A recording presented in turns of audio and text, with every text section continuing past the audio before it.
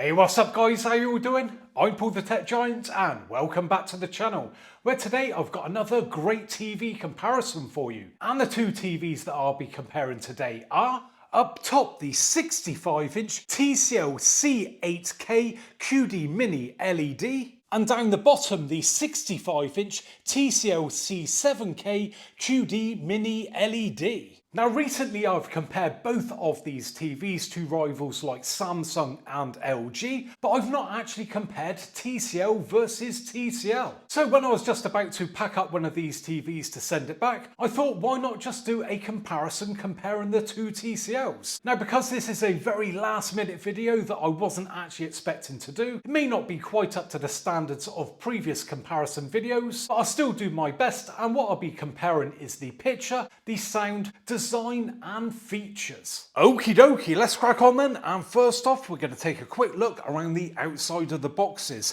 and first starting off with the C8K. So as we can see, it says Google TV and 65-inch QD Mini LED TV. Moving on down, and it goes on to say about the Zero Border, Crisp Glow WHVA panel, audio by Bang & Olufsen, and Hey Google. Moving up to the top of the box, and I missed this out in my last video, but it goes on to say about IMAX Enhanced, Dolby Vision IQ, Dolby Atmos, IMAX DTS, and DTS:X. Moving across now to the C7K, and this once again goes on to say about Google TV. Moving across, and it says QD Mini LED, Precise Dimming Series 1008 zones, and HDR 2600 nits. Now whilst it doesn't say about the dimming zone and the nits on the C8K, it does in fact have 1680 dimming zones, so more than the C7K, and up to 4500 nits. So once again, far more than the C7K. Now getting back to the C7K, and it goes on to say about the Crisp Glow HVA panel, AIPQ Pro processor,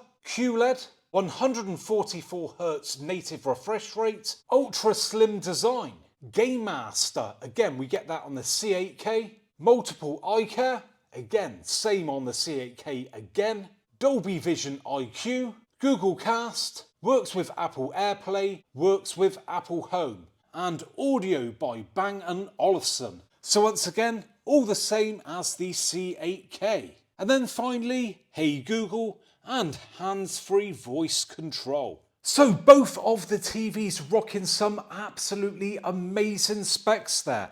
And just a shame that the C8K doesn't mention all those specs on the box like the C7K. Now let's just quickly run through some of the other specs of these two TVs which are not mentioned on the boxes. So both TVs have 4 HDMIs, and on both they have 2 of those HDMI ports which are 2.1 and good for up to 4K 144Hz. Now when it comes to gaming, both have auto low latency mode, support for VRR, and AMD FreeSync Premium Pro. And of course, both have the amazing Game Master feature, which when gaming is a pop-up bar that you can access, which gives you loads of information and shortcuts for gaming features. Moving on now then, and let's take a look at the design of these TVs. And first starting off with the C8K up top. So if we go a little bit closer and take a look around the side, we can see we've got this lovely brushed silver effect going on there.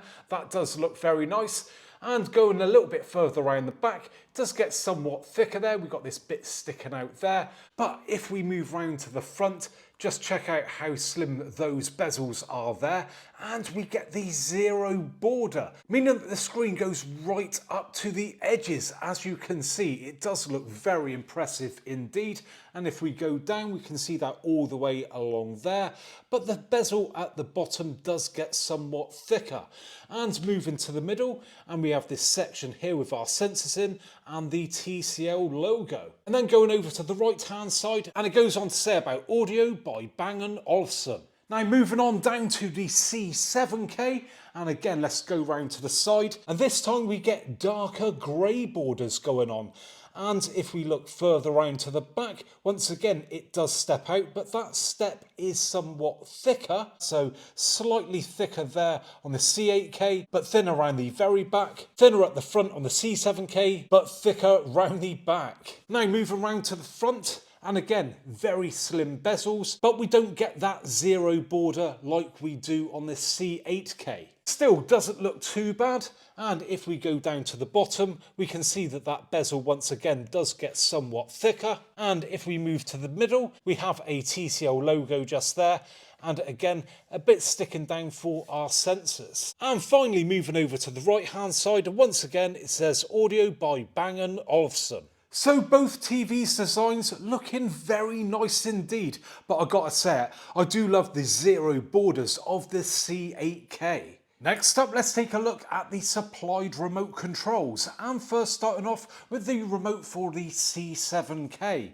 Now as you can see, it's quite a long remote, all plastic, but we do have this brushed black effect going on there. Plenty of buttons going on, and we have some shortcuts there for Netflix, Prime Video, YouTube, movies, TCL channel and Disney Plus. So overall not a bad remote control, but on the C8K we get exactly the same again, but we get the bonus that we get a second remote control, and this does look very premium. Now it is plastic on the bottom, but on the top it's this lovely metal, and it feels so nice in the hand. This is a bit more minimalistic than the larger remote, but we still also have shortcuts on there for TCL channel, Netflix, Prime Video and YouTube. So when it comes to the remote controls, clearly the win goes to the C8K for doubling down on the remote controls. Okie dokie, let's now test out the picture between these two TVs. And what I've done, I've used the same demo footage that I've used on previous TCL comparison videos, where I've tested out both TVs separately against the likes of LG and Samsung, and I thought I'd do it this way to keep things looking consistent. Now what I've done, I've gone ahead and adjusted up the picture on both TVs to match up as best as possible, and currently we're in the standard picture mode on both with the brightness set to maximum. So what am I seeing? Well, I've got to say there isn't a massive difference between the two. Now yes, the C8K up top is the slightly brighter image, but that is to be expected with having a higher peak brightness, but both are looking absolutely amazing. Colours on both looking very nice indeed. I'd say the C7K is leaning slightly more towards the warmer tones and a bit more cooler on the C8K up top. And if I was being super picky, I would say it's just slightly more detailed image on the C8K, a little bit more sort of sharper, bit clearer maybe, but that is being very nitpicking here. Now colour-wise, both are doing an absolutely sterling job, as I'm sure you can see. And once again, there's hardly anything in it at all. But I am preferring the whites on this C8K. Now again, on this shot, we can see that that extra brightness is present there on the C8K. Just looks a bit more appealing on that brickwork just there. And in the sky, the white areas of the sun just there are coming through brighter again on the C8K. Now changing up the image to a slightly darker scene, and what I've done, I've put both TVs into their vivid modes, and this time we are seeing more of a difference in favour of the C8K. And this time around the brightness is shining through more on that C8K, as we can see on those horses there, and also that tree. Again, just here we can see the extra brightness coming through on that light, and the same goes for the bright areas on the rest of the image. I mean, if we just take a look at those flowers just there, yeah, they are really bright on that C8K, but don't get me wrong, this C7K is still doing a sterling job. But with the C8K having more dimming zones and that extra brightness, on scenes like this the difference is more noticeable. Now changing up the picture mode again for the purists out there, and we are now in filmmaker mode. So let's just get rid of those menus. And as I always say, I'm not a massive fan of filmmaker mode, and I'd love to hear your thoughts in the comments section. Do you use filmmaker mode yourself? Please let me know. But for me, it's always too warm looking, a bit juddery, and just a bit flat and boring. But hey, each to their own. And if we let the video play back on a brighter scene, we can see that really there's not a massive difference going on. Again, the C8K, I'd say the whites look better, as we can see just there, and also we are getting more brightness. But of course, if you lower the brightness to match up with the C7K, it's pretty much even Stevens. Right, so this first pause scene is a great demonstration of the local dimming on both TVs. As you can see, we've got loads of stars going on here, and they are coming through nice and bright. But of course, the C8K up top is doing a better job when it comes to the brightness, as we can see there on that sun stroke star, and also on this planet. And generally, just the overall brightness is more than the C7K. Now you just have to excuse my camera in this shot because the blacks do look slightly more raised on the C8K, but in person they are as black as each other. It's just the brightness on the C8K is giving the impression that the blacks are more raised. But the black levels on both are absolutely amazing when you consider these are not OLED TVs, these are mini LED TVs. And that is one of the great advantages of mini LED. We get the advantage of amazing black levels, not quite OLED black levels, but still very good indeed. But we do get amazing brightness and great colours on both. And I know people out there will say, well, it's not all about brightness, but when it comes to HDR footage, that is what you're going to want for a more impactful HDR experience. Now moving on to this next pause scene, and we can see a bit of a colour difference coming through on these cans of paint. Well, I presume they're cans of paint anyway.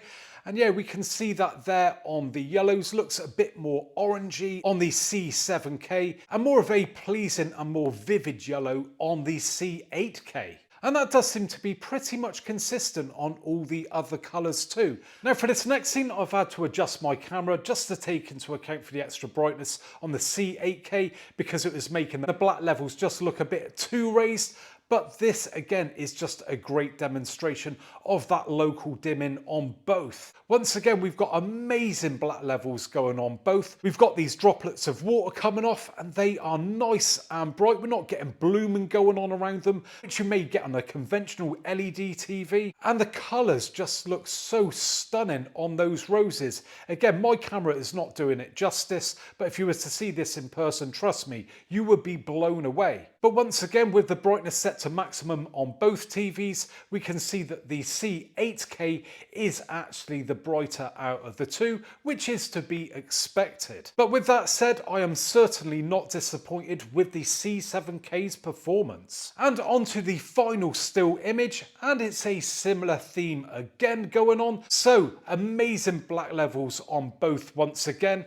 But as we can see there on the yellow part of that target, the yellow is definitely more appealing on the C8K. It's brighter too, and the same on the feathers on that arrow.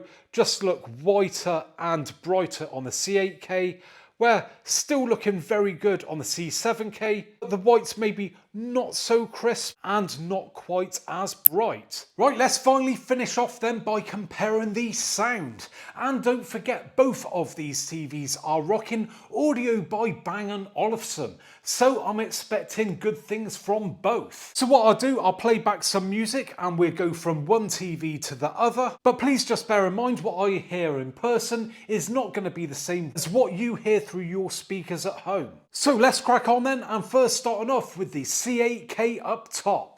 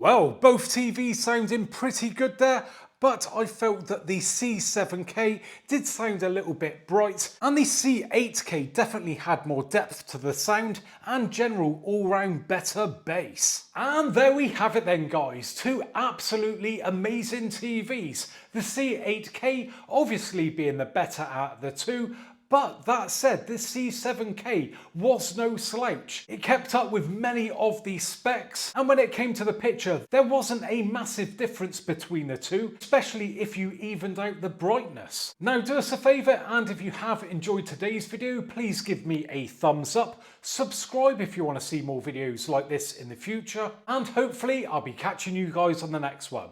Bye for now.